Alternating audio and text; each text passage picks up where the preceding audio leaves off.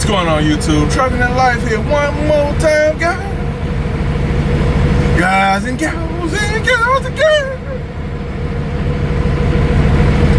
Yeah. Cause I've seen so many guys get into trucking as a company driver and they had the shiny object syndrome and they wanted to do better. And I tell anybody, I don't deter anybody from doing what you want to do. If you want to get your truck and get busy, get your truck and get busy and do what you got to do. But one thing I say is get knowledge before you do it. That's all.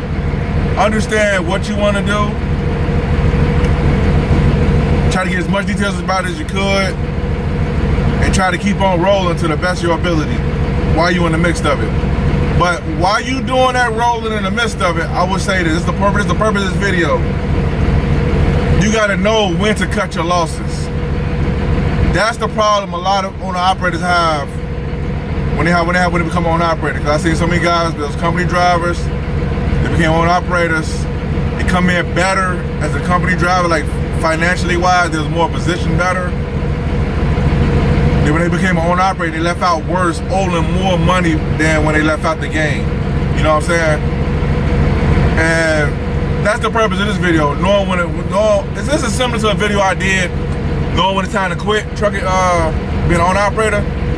But this right here is knowing when to cut your losses. I had made a point in that video with a lot of owner operators, they don't know that blurred line of like, when do I walk away? Or when do I really like stick this out, hoping things will get better?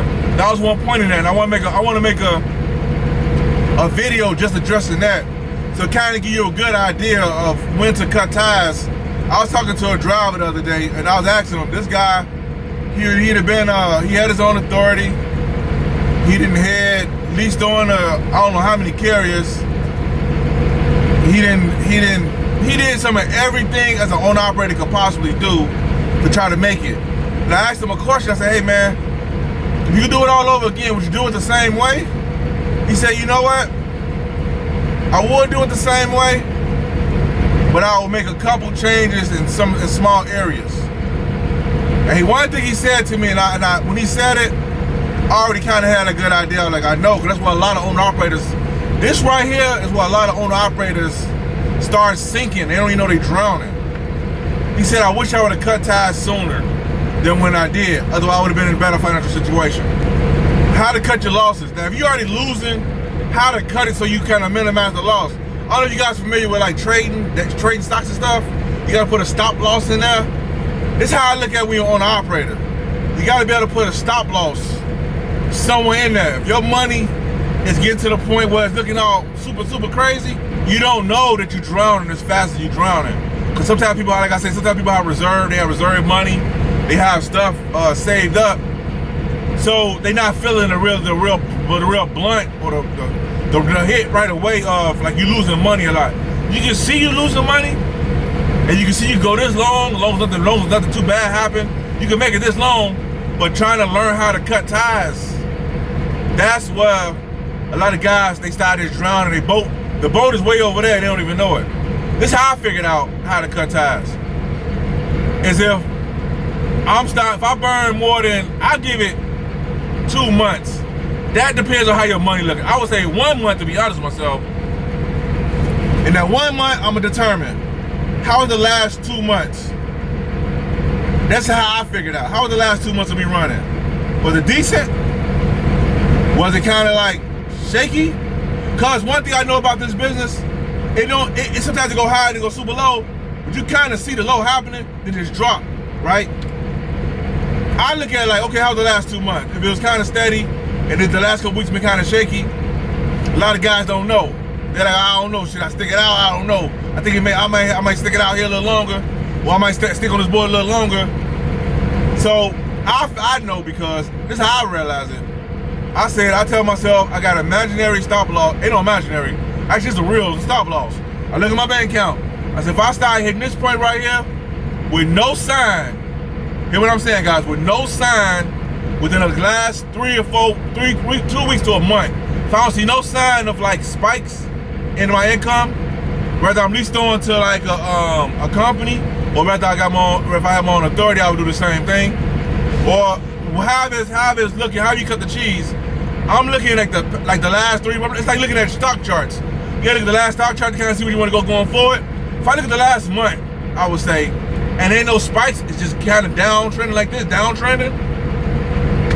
I would make a choice. Either A, try to figure out something else I could do, pivot, or B, I'm gonna cut my losses, because before you know it, guys, a lot of owner operators don't know it. Before you know it, your money is doing like this. And then you think to yourself like, man, I'm gonna use a real example. Let's say you got 15,000 in the bank, right? 1 month go by, work wasn't so good. You ain't tripping too bad. You got 15 grand in the bank. You got enough to cover some basic expenses, right, with the truck, right? Couple bills at the crib, you know, ain't too shabby. That month passed by. Instead of you making your $5,000 to $8,000 that month, per se, just throw a number out there, you probably made about $4,000. But you had to remember, you had to get a PM on your truck. You just remember that. You needed a couple tires in the back. So you had unexpected expenses, which chopped down your money a lot more. So now you make the $4 grand. You got your regular current expenses with the truck. Then you got your personal bills.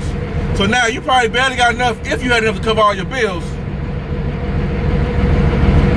If you had enough to cover all your bills, you probably ain't feeling the pain too much, because you got like 15 grand in the bank. So the 4,000 plus your 15, they give you 19.